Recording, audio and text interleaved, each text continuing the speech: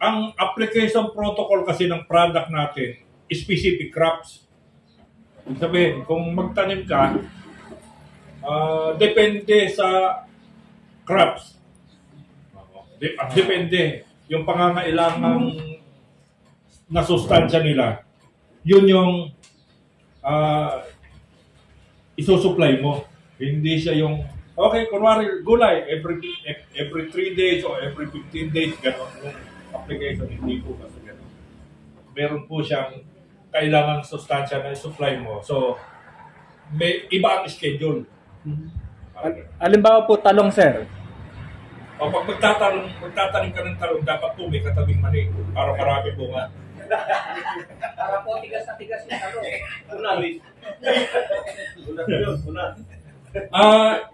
Opo, talong. Pag may sistema po tayo sa talong,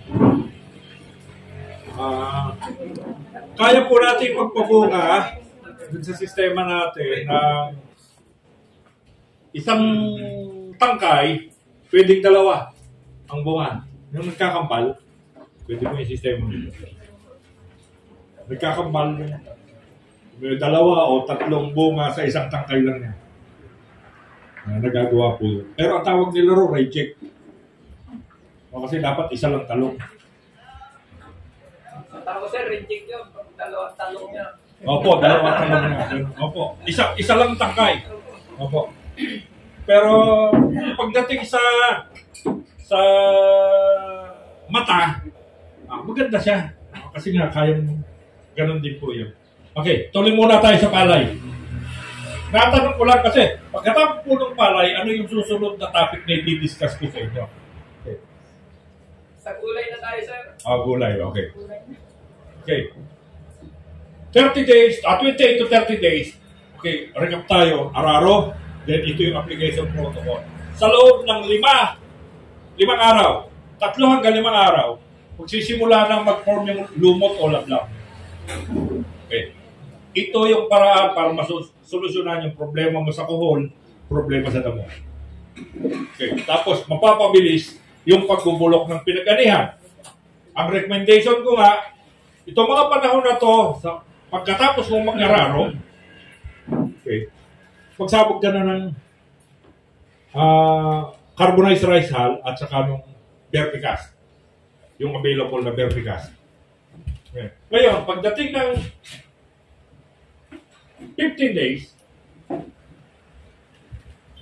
15 araw, or 2 linggo pagkatapos mong mag-araro, magbabasag ka na eh.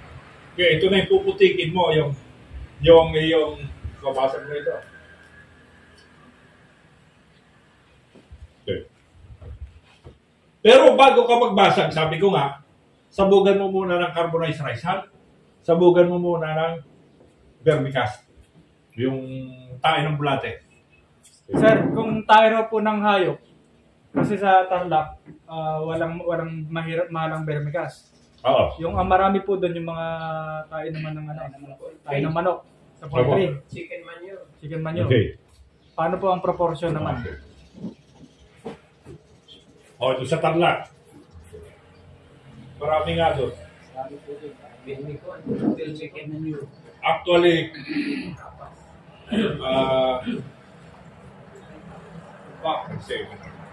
malapit sa ospital sa Tarlac City. Tapos, Concepcion.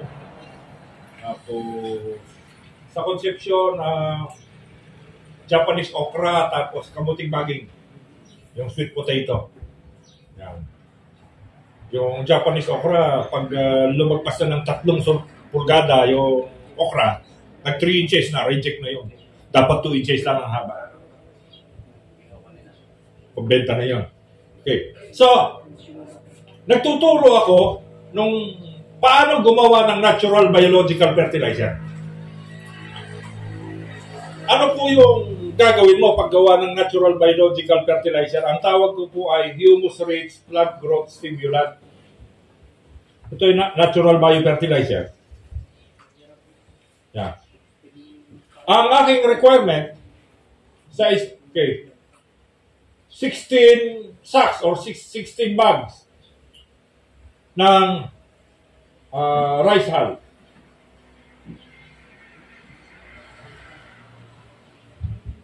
This is na sako ng rice hull. Ito po yung balat ng pala, yung ipa. Okay. 14 sacks ng animal manure.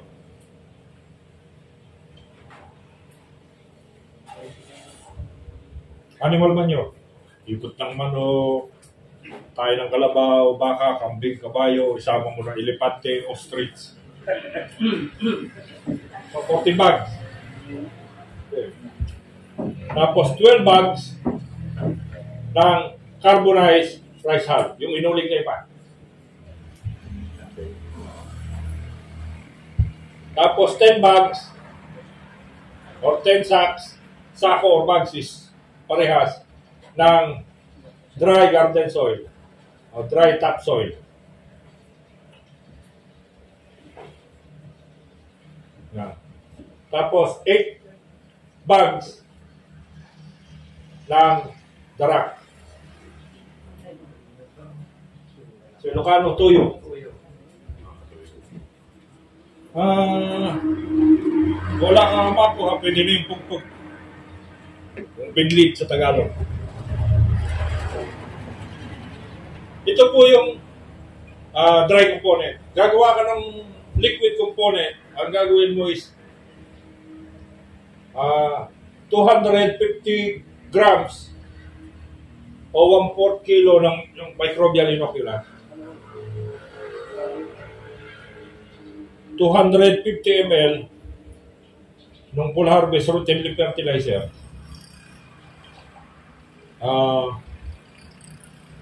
5 kilong brown sugar, negrong asukal,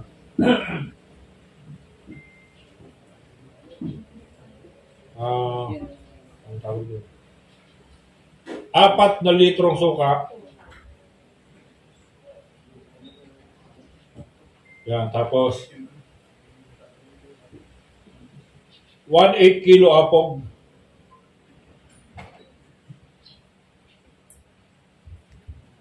O yun lang. Okay lang.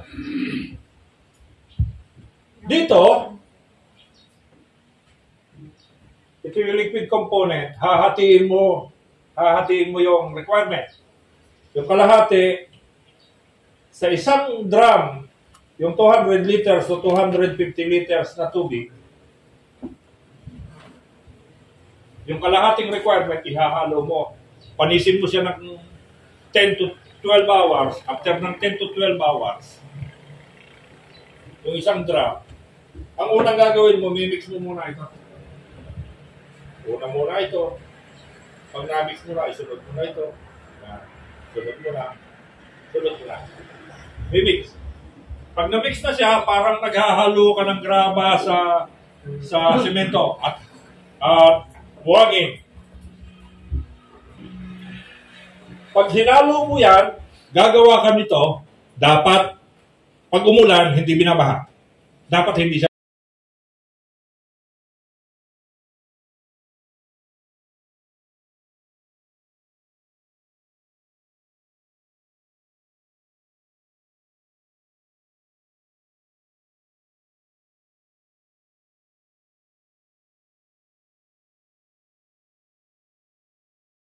Pag na-mix mo na siya, pantay na, sinubukan mong humawak doon sa basa-basa, kaya mong magbuo ng bola. That is around 30 to 40% yung kanyang moisture content.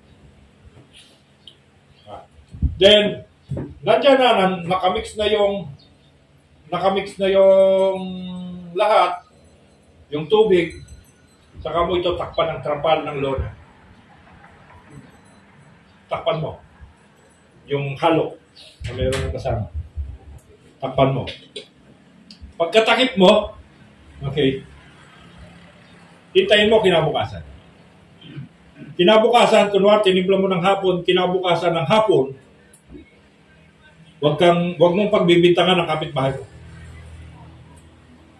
Hindi nila pinakialaman yung halo mo kasi umuusok yan. Baka pagbintangan mo, sinusunog ng kapitbahay mo yung halo mo, baka may kagalit ka. Yan. Nagsisimula na po yung fermentation process, yung tinatawag na thermopenic effect. Mainit po yan. Mainit ang singaw niyan. Para yung nagbabaga. Ganun ang, parang nakaharap ka sa nililitsyon. May baga dyan, ganun ang singaw niyan. So, pag mainit ang singaw, tanggalin mo yung takip, haluin mo siya. Parang naghahalo ka ng gagawin niya. O, lipat mo natin sa kabila. Diyan, takpan mo. Kinabukasan, umuusok pa rin. Wala yung sinding apoy, pero umuusok yan. So, lipat mo sa kabila. Lipat sa kabila. Hanggang pagdating ng 7 days, yung natitirang kalahati nito, another 200 liters. Ihalo mo ngayon dito.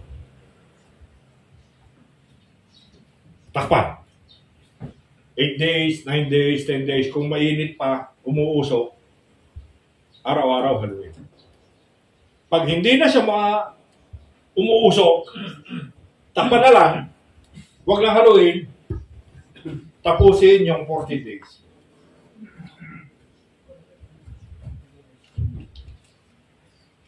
Diba? Medyo brown-brown ang kulay niya. Pero sa loob ng 2 linggo, ang kulay na niya, namumukadkad sa puti na kulay itim. Parang may amag. Opo, may amag na yan. Pero kulay itim na yan. Hindi na yan kulay brown. O kulay lupa o kulay tuyo o darat. So, kulay itim na siya. 40 days. Pagdating ng 15 days, pwede mo na siyang isako. At mura lang ang bentahan niyan dito sa Aurora pag ginawa sa Palayan City. May tinuruan akong kooperatiba sa Palayan City. Nagbebenta sila rito sa Aurora. Ang benta nila ang isang sako. Siguro yata na around 500 to 750, 40 kilowatt. Sabi nila, organic. Organic fertilizer. Galing po yun ng Palayan City. May kooperatiba po ng Palayan City. Itong ginagawa nila. Ito mismo. So, ang ginagawa is, gagawin nila, ang bentahan, doon sa Palayan, pag bibili ka, 250 lang, isang 40 kilos. Nakasako na yun, 40 kilos. 250 lang. Yung pinsan ko na agriculture sa Kasiguran Aurora. Sa Kasiguran pala, Aurora nga pala ito. Naglalaro ng 500 to 750 pesos ang 40 kilowatt. Kung dito ka, di makakamura, mas mura na rito. Yan. Kaya mahal, nag-invest sila ng lalagyan sako. May sarili silang pangalan. Tapos parang sako ng semento, nakatahi. Pero nakalagay sa sako, merong tatak na yung pangalan ng kanilang kooperatiba. Diyan sa Palayan City yun. So, ibinebenta rito. Dati kasing member ng Victory Global yon. So, nung matutong paggawa nito, nakalimutan na yung Victory Global. Ginagawa niya, bumibili na lang nito. At saka ito. Tapos, yan. Bigyan ko po kayo ng idea. Nagturo ako sa anong lugar na ngayon sa Camarines Norte. After ng Calawag, Quezon, yung sunod na bayan, yung unang bayan sa Camarines Norte. Santa Elena. Sa Santa Elena, Camarines Norte. Sa Santa Elena, Camarines Norte, yung mga kababaihan doon, solid yung kanilang samahan. Hindi matibag-tibag yung kanilang samahan. Okay. Dahil yung organization nila ang gumamit ng produkto ng Victory Global, nagtanong sila, Sir, papaano po yan gamitin sa luyang dilaw? Anong ginagawa nyo? Namimili po kami sa labo, namimili kami sa iba-ibang bayan, Sa daet, sabi gano'n, ng luyang dilaw, ipoproseso namin. Pero nung matuto kami magtanim sa luyang dilaw, gamit yung produkto ng Victory Global, maganda. Okay. Nakalimutan na nilang paramihin. Bakit? Ang ginagawa na nila, namimili na lang sila ng naituro ko po sa kanila kung paano gumawa ng organic na turmeric powder or turmeric tea. Kung paano yung gawin. Yan. So, ibig ko sabihin, may technology itinuturo. Ganon din ito. Yung sa Palayan City, naituro kung paano gawin nito. Kasi sa paggawa ng soil mix or potting mix, nung mauso itong nagkaroon ng pandemya, di ba? Nauso yung tinatawag na organic soil mix. Yung organic soil mix, sabi ko nga kanina, isang parte ng organic soil mix, coco peat. Yung 2 parts, ito po yun. Yung humus-rich plant growth stimulant. Yung 3 parts, mas marami po ito. Anong tawag dito? Dry topsoil. Pag sasama-samahin mo ito, ang tawag na niyan, organic potting mix. Ito yung nilalagay sa paso. Pag tatanim ka ng halaman. Yan din yung ilalagay mo sa dapog, magpupunla ka ng palay. So, pag mag-garden ka, yan din yung imimix mo para pagtaniman mo ng halaman pag naka-container. Kasi nauso yung plantito at saka plantita. Yan. Yung iba, kinorap na nila. Anong ginawa nila? Walang mabiling HPGS, walang magawang HPGS. Nagtanong, Sir, ano pwedeng gawin? O sige, kung gano'n, punta ka, maghanap ka ng tain ng ipot, ipot ng manok. O ipot ng manok, kung gano'n, coco peat, at saka dry. Mimix nila yun. Wala nang anong tawag doon? Wala nang fermentation process na 2 weeks. Basta mag-mimix nila, bebenta nila sa'yo, kaya pag nagtanim ka ng halaman, hindi mabubuhay yung halaman. Bakit? Mainit yung tae. Hindi pa napuproseso. Pag nagtanim ka, maninilaw yung halaman, maluluto, patay.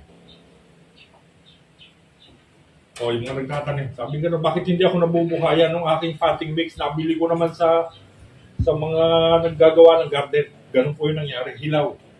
Hindi nila naproseso. So, ito, naproseso na. So, meron ka ng organic potting mix. Another negosyo. So, gamit po yung product natin. Yun yung tanong ni Sir. Ito yung nire-recommenda ko 2 linggo bago magtanim. Sa halip na carbonized rice hull at saka vermicast, gawa ka nito.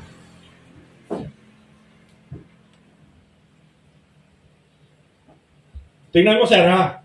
Magaling yung mathematician dyan. 16 plus 14 plus 12 plus 10 plus 8. Ilang kilo yun? 50. Ha? 50, Sir? 50? 50 kilos. So, ibig sabihin, Sir, itong HPGS natin, 50 kilos. 50, Sir, di ba? Ilan yung 1 part? 25. Ilan ito? 3 parts. 75. Tama po? 25, 50, 75. Ah. Ilan?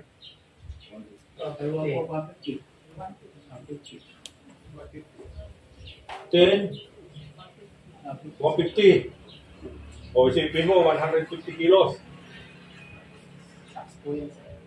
Hindi kilos. 150 bags. Ang na-produce mo out of 50 bags lang na HPGS. Ibig sabihin, ang magagamit mo na isasabog mo sa palayan mo, 150 sako. Sobra-sobra yan.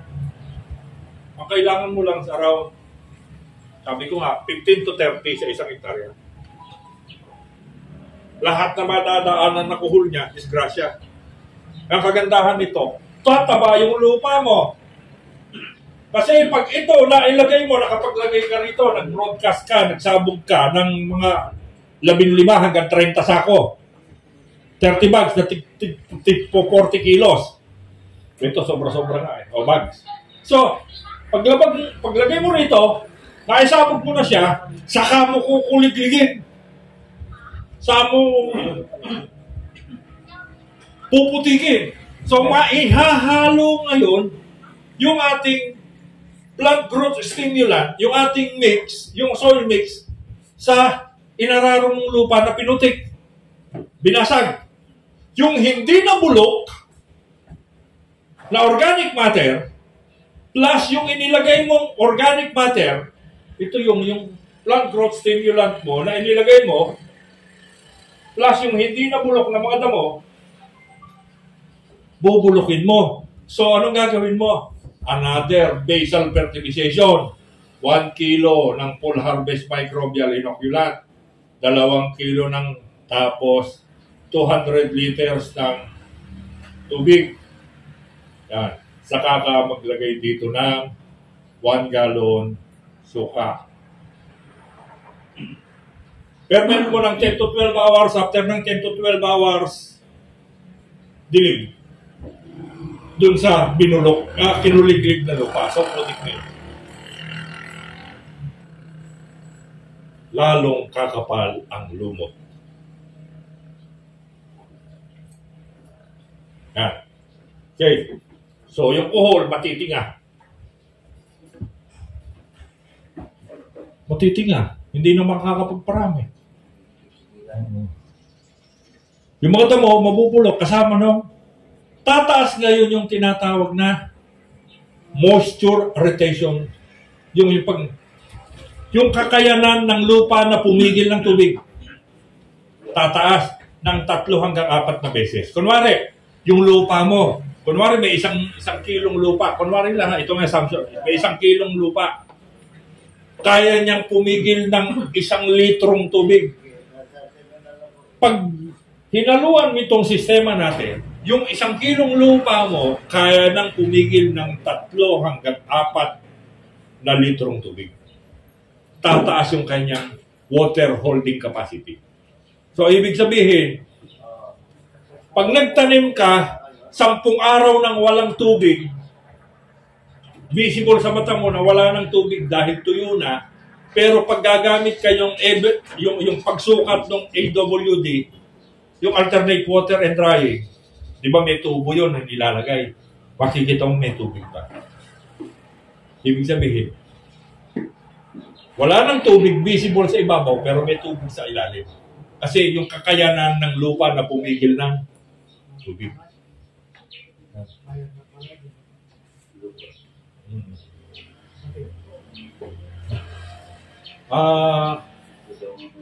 Bukas, meron daw, ano tawag doon? Meron daw TV. Ito ba yung sinasabi nilang TV na papanuuran o may malaking TV na papanuuran? Ito ba yun? Meron daw malaki. Ayusin ko lang yung papanuorin nyo yung alternate water and drying. Paano i-monitor yung sa magpapatubig? Yung magpatubig ka ng 2 pulgada, patubig ka, 2 pulgada. Hayaan mo siya matuyo. Pag natuyo, magpapatubig ka uli pagkatapos ng 10 araw. 2 pulgada. Hindi dadamuhin, hindi rin kukuhulin. Gaganda ba ang tubo ng halaman? At tawag doon, alternate water and drying. Sa ibang term, intermittent irrigation. So, 15 days. Dito sa 15 days, okay, nakopya na sir? Okay, kurahin ko na ito. Okay. Sa 15 days, dito pa rin gagawin yung tinatawag na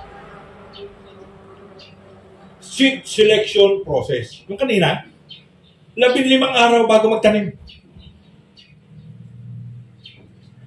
magsisid selection process ka. 15 araw. So, yung 5 kilong binhi, 5 kilong binhi, diba sabi ko nga, buho sa timba na may tubig. Lahat ng lumutang, tapon. Tapon yung tubig, i-save yung, punta ka doon sa pangalawang timba. Lagyan mo rin ng kaparehas sa dami ng tubig. Lagyan mo ng 3 kilong ng asin. Diba? O tapos, pag nilagyan mo yung itlog, luluto ang itlog doon. Okay, saka mo ngayon ibuhos yung proseso ng seed selection. Yung kanina. So, dito na yun. 50 days. Seed selection. So, sabi ko nga kanina, 72 hours. Gaano ka haba yung 72 hours? Ilang araw yung 72 hours? 3 days. So, ibig sabihin, 72 hours, magpupudla ka 12 days. Magpupunla ka. So, ibig sabihin, ang edad ng punla mo, pag inilipat tanim mo, yung 0, 12 days. Yun yung tanda ng punla mo. Yun yung ililipat tanim mo sa 0. Yan. Okay. May papanood rin ako sa inyo bukas. O yung proseso. Papanoorin niya. Okay. Para ma-appreciate ninyo yung pagpili hanggang gaano ba kalaki yung 3 days na punla. Gaano kalaki yung 6 days na punla. Para ma-visualize ninyo dun sa proseso ng modified dapong. Okay. So, 12 days. Pag nagproseso ka ng binhi, after 3 days, puputok na, magkakama ka na dito sa, magdadapog ka na, 12 days. Okay. Sabi ko nga, takpan ng screen, after 3 days, tanggal, magpupulyar ka na, 9 days. Foliar fertilization sa binhi. Ito yung punla. Ito, foliar. 6. 3. Ito yung foliar. 3 days, 6 days, 9 days. Or 9 days, 6 days, 3 days. Bago magtanim. Magpupulyar ka. 15 ml per 16 liters. 3 kutsarita, isang naksaklod. I-spray mo kasing pino ng usok sa punla na tumubo. 3 araw pagkatapos magtanim, 6 na araw pagkatapos magtanim, 9 na araw pagkatapos magtanim, pagdating ng 12 days, lipat tanim. Gano'n na po kahahaba yun.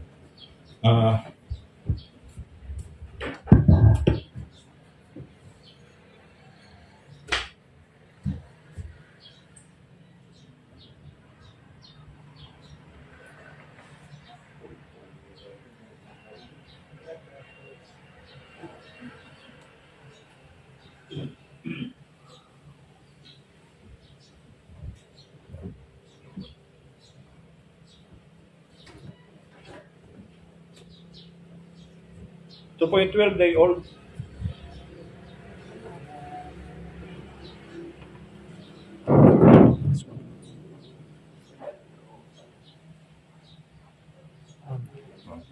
Ito po yung 12-day-old.